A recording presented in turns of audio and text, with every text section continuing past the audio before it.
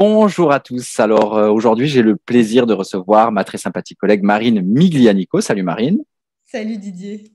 Alors Marine, je te présente en quelques mots si tu veux bien. Donc tu es psychologue, tu es originaire de Lyon, tu es au Québec depuis 8 ans maintenant, donc la même durée que moi.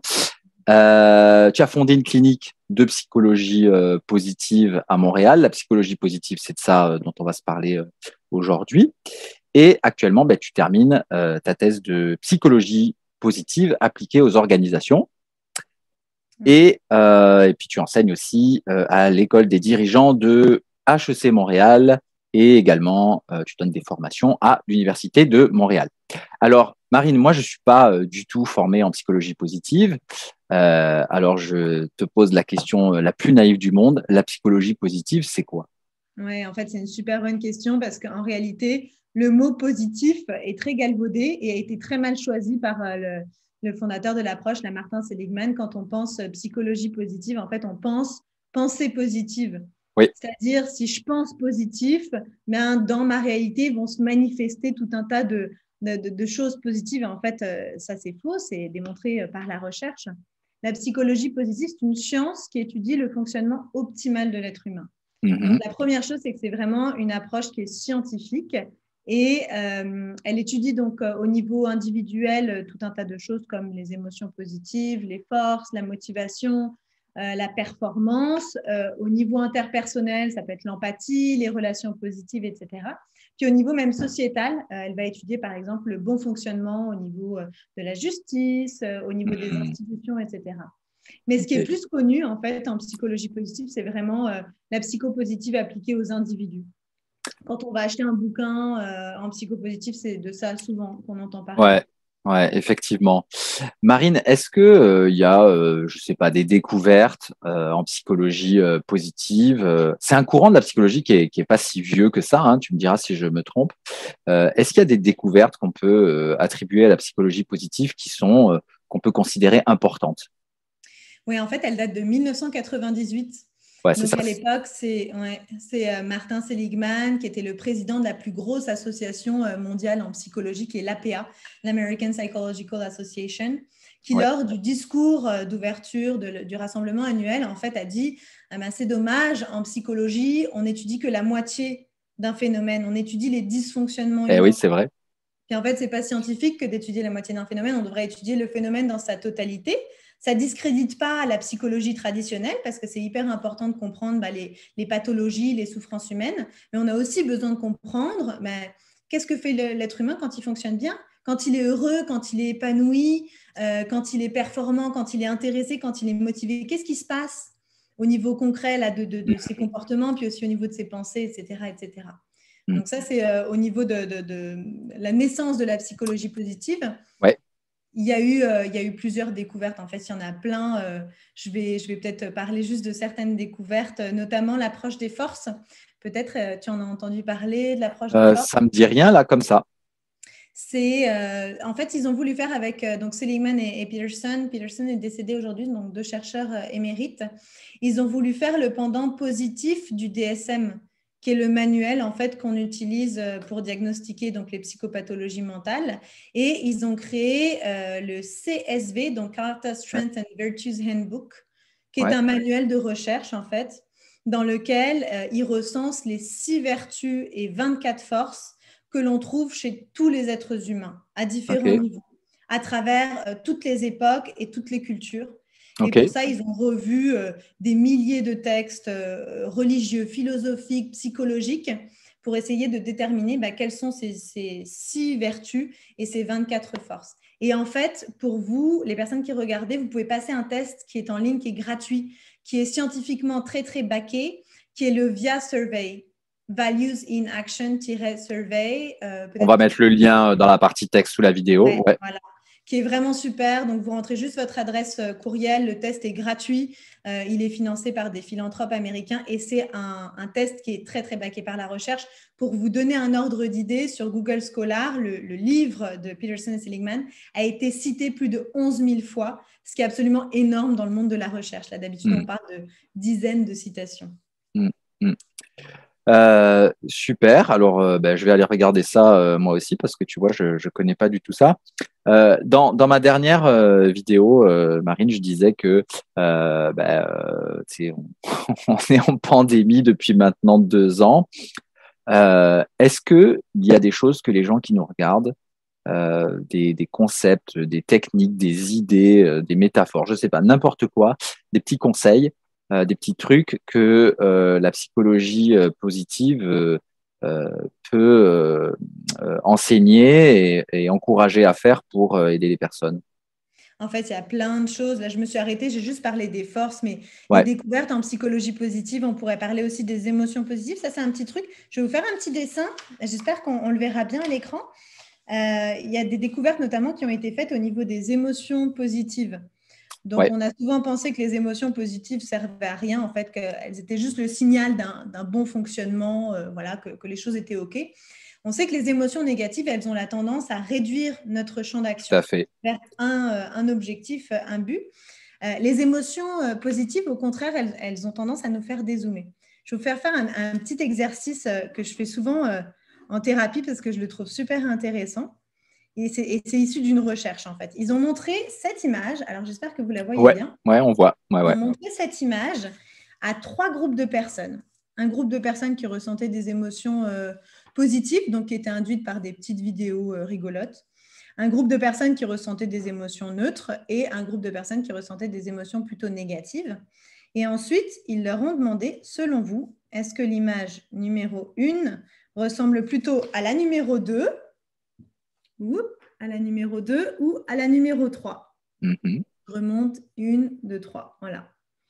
Alors, en fait, les personnes qui ressentaient des émotions neutres ou négatives avaient plutôt tendance, en fait, vous pouvez faire l'exercice de ce que vous auriez donné comme réponse, ils avaient plutôt tendance à répondre l'image numéro 2, tandis que les personnes qui ressentaient des émotions plus positives avaient tendance à répondre l'image numéro 3.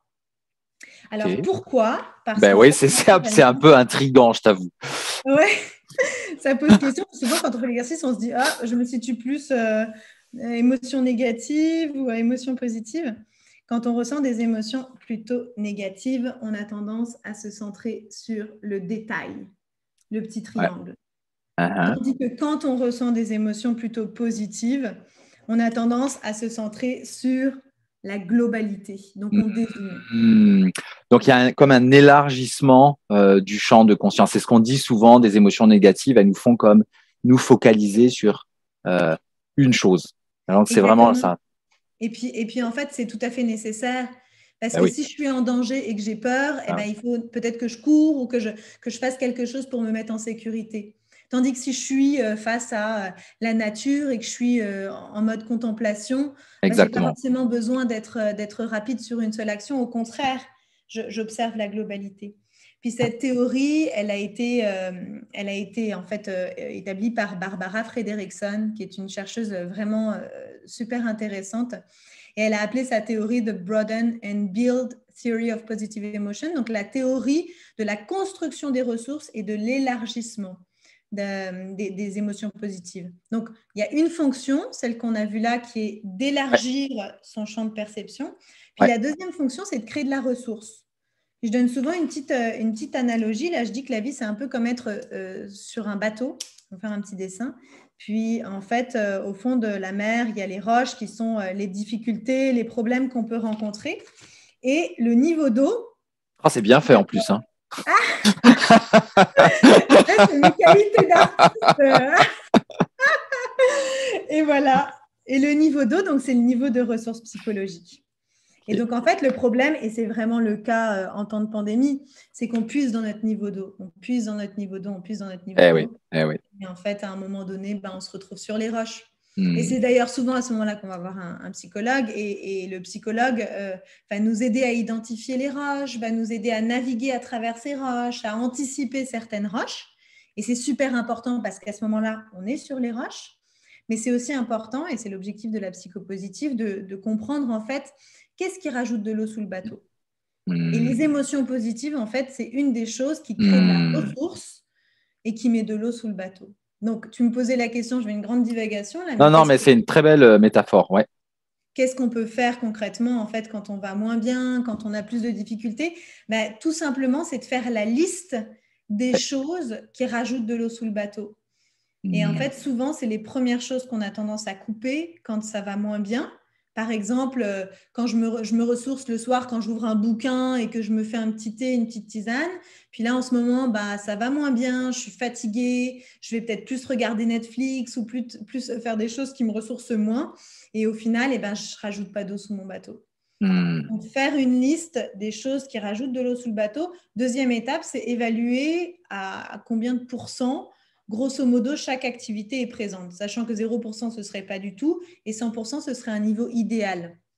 Donc, ce n'est pas le niveau de plaisir que j'ai à faire cette activité, c'est son niveau de présence dans ma vie que je vais coter. Oui, exactement. Quand on fait cet exercice-là, c'est le niveau de présence. Après, on peut les classer de une, l'activité au sein de laquelle j'ai le plus de plaisir, à, je ne sais pas moi, 10, 15, l'activité qui me donne du plaisir, mais un peu moins que la première. Bon, voilà, elles peuvent être catégorisées comme ça. Mais une fois que j'ai évalué le niveau de présence dans ma vie de cette activité-là, je peux regarder en fait par laquelle j'aimerais commencer. Parce qu'on ne travaille pas tout en même temps, on y va souvent par petits pas là, quand on vise une transformation.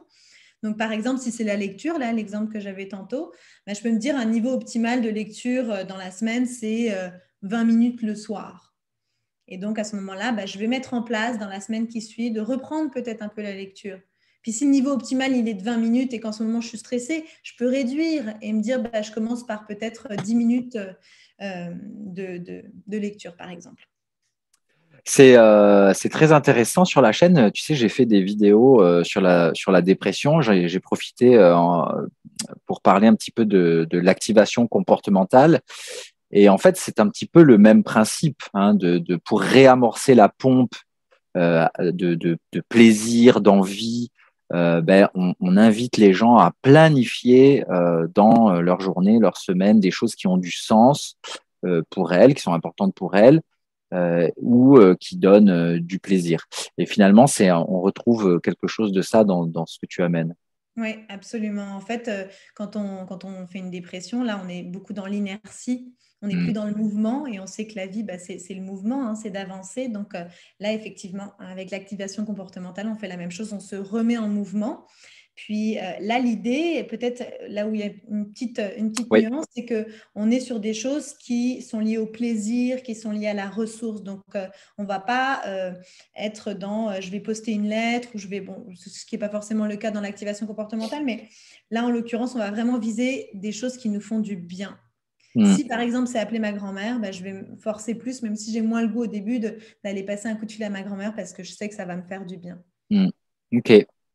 Marine, je crois que tu connais un petit peu la chaîne. Tu sais qu'il y a un des grands thèmes que j'aborde sur la chaîne, c'est vraiment l'anxiété, les TOC.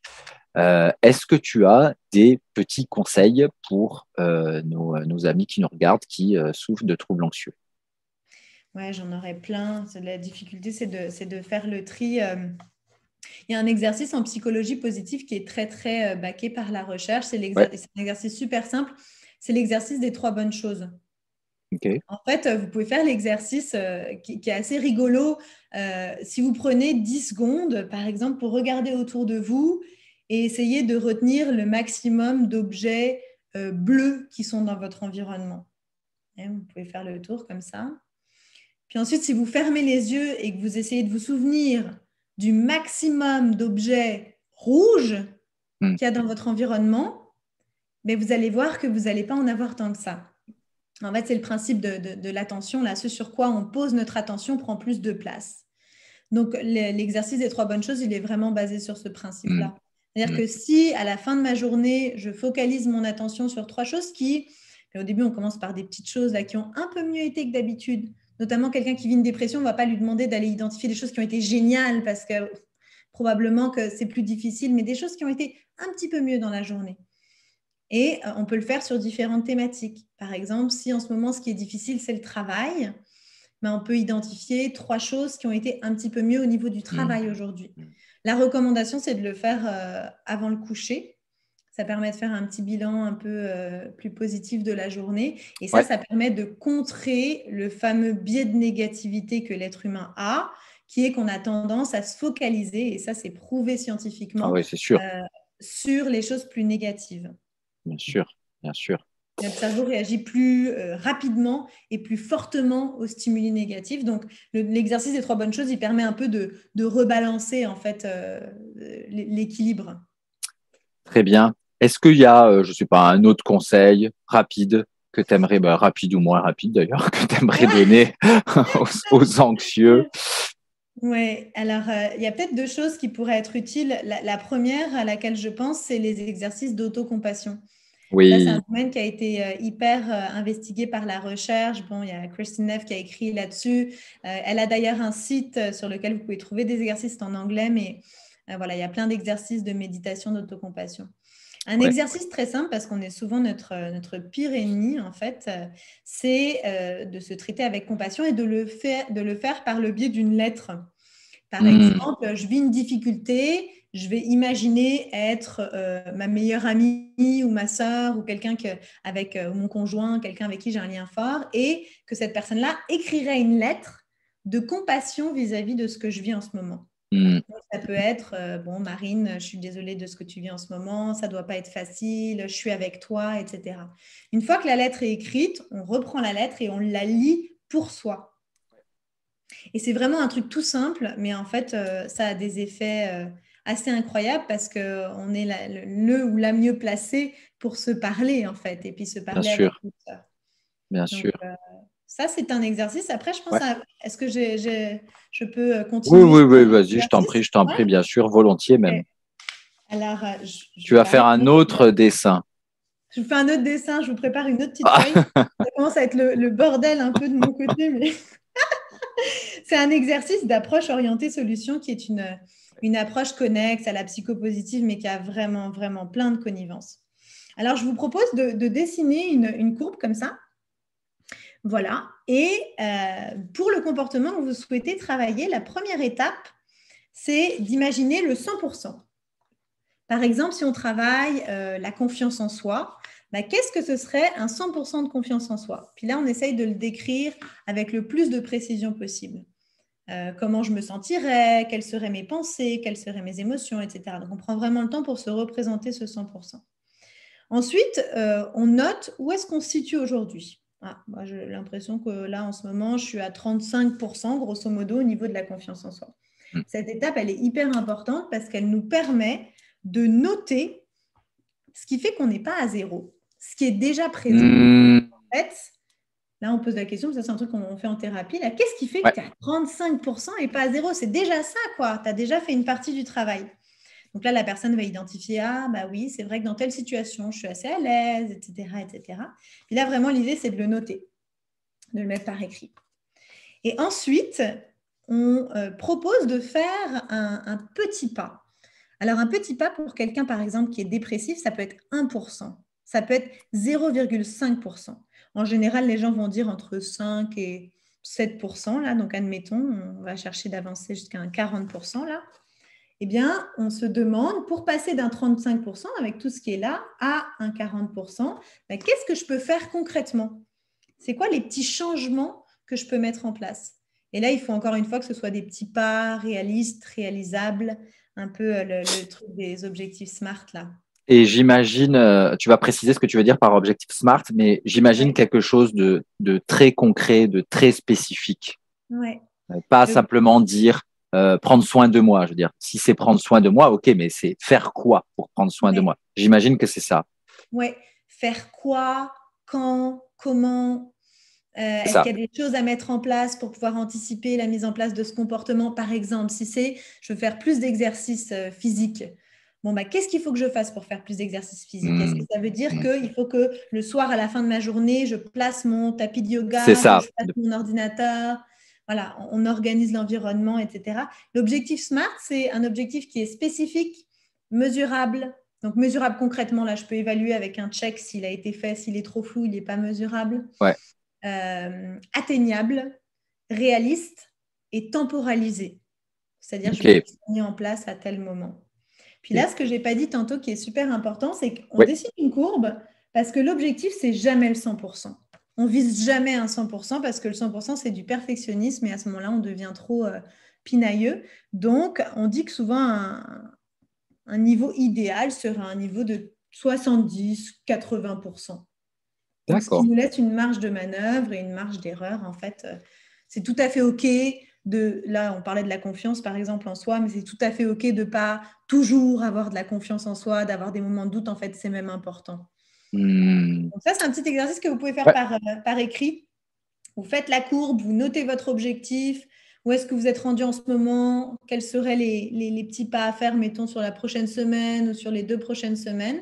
Et ensuite, l'idée, c'est de s'engager à réaliser ces micro-changements sur une base quotidienne. C'est comme ça qu'on peut petit à petit avancer. J'aime beaucoup cet exercice et puis j'aime bien aussi que tu as précisé, je pense aux gens qui procrastinent beaucoup, quelque chose qui peut vraiment faciliter le passage à l'action, c'est comme tu disais, la veille au soir, si mettons l'action que j'ai décidée, c'est aller courir, faire du vélo, n'importe quoi, et j'ai préparé mon sac de sport, etc.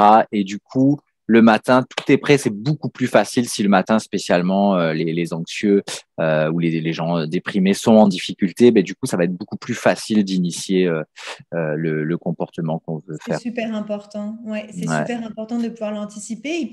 Ça peut être aussi un espèce de contrat d'engagement, d'en Tout à parler à fait. un proche, à sa meilleure amie, Tout à fait. son frère, et de dire, bon, voilà, je m'engage à faire du sport. Le fait de le dire, on sait que ça a un impact. Ouais. Parce Ça peut qu'on être sait que les autres vont nous demander, ça le rend plus officiel. Alors, du coup. Exactement. Puis Ouais, ça peut ouais. être aussi de le mettre sur un petit post-it, sur le frigo, sur son ordinateur, de mettre des petites images qui rappellent l'objectif, etc. Donc, que ça reste dans l'environnement, que ce soit visuel, pour se permettre de se le rappeler. Si tu permets, c'est pas spécialement, je crois, en lien avec la psychologie positive, mais ça rejoint l'exercice que tu proposes là. Euh, je, Moi, en tout cas, de ce que je vois dans ma pratique, tu diras si tu partages ce même constat, mais il y a un gros problème avec la pandémie, c'est d'être assailli en permanence par des chiffres d'hospitalisation, des gens en réanimation, les morts. Les gens se prennent vraiment ça sur la gueule parce qu'ils sont tout le temps connectés aux infos. Je pense que dans les actions à faire, je l'ai déjà dit dans une vieille vidéo tout début de la pandémie, mais je pense que ça vaut vraiment le coup d'être répété. Une diète d'information, Ouais. ça me paraît être une petite action Ouais. à faire qui peut vraiment faire une différence. Ouais. Ouais, et puis c'est aussi d'être à l'écoute. Puis ça, bon, il y a des techniques de psychopositive, il y a des techniques au niveau thérapeutique, là, en général, mais c'est super important d'être à l'écoute de ses émotions. C'est-à-dire que si on sent qu'en regardant la télé, on se sent plus angoissé, qu'on se sent plus coupable ou qu'on se sent plus déprimé, en fait, en écoutant son corps, là, on peut se dire, ah, peut-être que ça, c'est un truc qui, justement, me prend de l'énergie, me fait pas vraiment du bien en ce moment. Et puis Oui, si à parce que ouais. contrario, cuisiner ou faire une petite activité, ça me ressource, voilà, faut plutôt aller vers ces choses-là. Oui, parce que en fait, c'est comme si on était dans ces moments-là pas vraiment en pleine conscience. On est un peu sur un mode automatique de se connecter aux informations et on répond dans l'urgence à l'anxiété, ce qui est souvent pas la meilleure chose à faire malheureusement. Ouais, c'est ça. Mais surtout que ça dure là, la pandémie, donc à un moment Ouais, donné, c'est ça vrai que commence à durer. Ça commence à durer un peu. ouais, c'est bien de se centrer sur d'autres choses, quoi, et puis continuer à se développer, regarder des conférences, faire des choses qui sont intéressantes, etc. Ça permet de remettre de l'eau sous le bateau. Donc c'est super important, ouais. On a tous fait ça, je crois. C'est étonnant, hein. Je ne sais pas si tu partages là aussi ce constat, mais au début de la pandémie, les gens se sont recentrés sur eux-mêmes, sur leur famille. Ils ont fait des choses intéressantes et tout. Mais après bientôt 2 ans, on n'en peut juste plus, hein. Ouais, ouais. Et le premier confinement était finalement a été relativement bien vécu, je crois. Mais par contre, ce qui a suivi ensuite, ça a été beaucoup plus compliqué. C'est sûr qu'il y a beaucoup plus de lassitude, il y a beaucoup Bah plus oui, de fatigue et c'est tout à fait normal, hein. ouais, Donc, complètement. voilà, prendre soin de soi, pratiquer l'autocompassion, essayer de trouver des activités plaisir. Après, il y a des choses qui sont connexes à la psychopositive, mais qui sont toujours recommandées. C'est faire des exercices de respiration, de cohérence cardiaque, faire de la méditation. Ça peut être dans un état de contemplation aussi, comme quand on marche en nature ou quand on Tout va à au fait. musée ou ce genre de choses. Là, de toucher du doigt la beauté, ça, c'est des choses qui ressourcent beaucoup. Tout à Donc, fait. d'ailleurs, dans les forces de caractère, il y a l'appréciation de la beauté et de l'excellence dans les forces de caractère. Donc, c'est vraiment une force que d'avoir l'œil aiguisé, en fait, et d'aller chercher les choses qui touchent. Hmm. Ça peut être à travers la musique, les arts, une belle discussion, voilà. Super, super. Merci beaucoup, Marine. Avant qu'on termine, je crois que tu donnes une formation qui est à l'attention du grand public, hein, il me semble. C'est pas spécialement pour des professionnels de santé mentale sur la psychologie positive. Est-ce Oui. que tu peux nous en parler un petit peu? Oui, c'est ça. Ben, grosso modo, les concepts vont être présentés. C'est pas moi qui la donne Ok, directement, c'est une formatrice qui travaille à la clinique, mais qui est géniale. Marie-Ève d'accord. Stans, donc, qui est québécoise, qui est docteur en psychologie, Ouais, qui a fait sa thèse de doctorat sur l'intelligence émotionnelle. parfait. Donc, voilà, elle est passionnée aussi de psychopositive et elle va présenter en fait donc les théories en lien avec le bien-être, avec le flow, qui est Super. donc un niveau de motivation très, très poussé, notamment au travail. Elle va parler de résilience et ça se veut être une formation hyper appliquée. En fait, Ok, il y aura des exercices, il y aura des petites pratiques, etc., donc, qui se font individuellement, là, mais que vous pourrez faire de chez vous. Euh, mais voilà, ça se veut théorique et pratique, et puis scientifique aussi. Hein, c'est l'objectif, c'est que ce super. soit backé par des recherches. Puis les gens qui sont en Europe, pas seulement en France, hein, en Europe, en Suisse, en Belgique, partout il y a des francophones, au Maghreb. Hein, je sais qu'il y a beaucoup de gens qui regardent la chaîne dans les pays du Maghreb. Est-ce que les horaires, parce qu'il y a quand même 6 heures de décalage, Oui, alors on la donne de 9h à midi. En fait, elle est 9 heures donnée et midi, sur heure de RMC Montréal, québécoise. ok, Voilà, donc ça fait, je crois, 15 15 heures heures à 18 voilà, heures. dans Ok, l'après-midi, c'est bien. exactement. Donc, Ok, bon, ben, ça va. ce sera jouable. Et puis, c'est en Zoom, en vidéo, là, à distance. Donc, c'est tout à fait possible. On va mettre le lien de la formation dans la partie texte sous la vidéo pour les personnes qui sont intéressées. Super, n'hésitez pas à nous contacter si vous avez des questions par rapport à tout ça. On sera ravis de vous répondre. Super, Marine. Marine, un grand, grand merci pour cette petite découverte de la psychologie positive. Pour moi aussi, hein. Encore une fois, c'est vraiment pas quelque chose que je connais, mais ça donne envie d'aller voir d'un petit peu plus près. Alors, merci beaucoup à toi. Et puis, pour les personnes, si vous avez aimé cette vidéo, n'hésitez pas à mettre un petit like, ça aide vraiment énormément. Si vous n'êtes pas abonné, abonnez-vous. Et puis, si, je sais pas, Marine, si ça te dit d'aller de temps en temps regarder les commentaires et que tu veux commenter si les gens ont des questions ou quoi, je pense que ça sera apprécié. Avec grand plaisir. Merci, Marine. Merci à tous. À bientôt. Merci. Bye bye.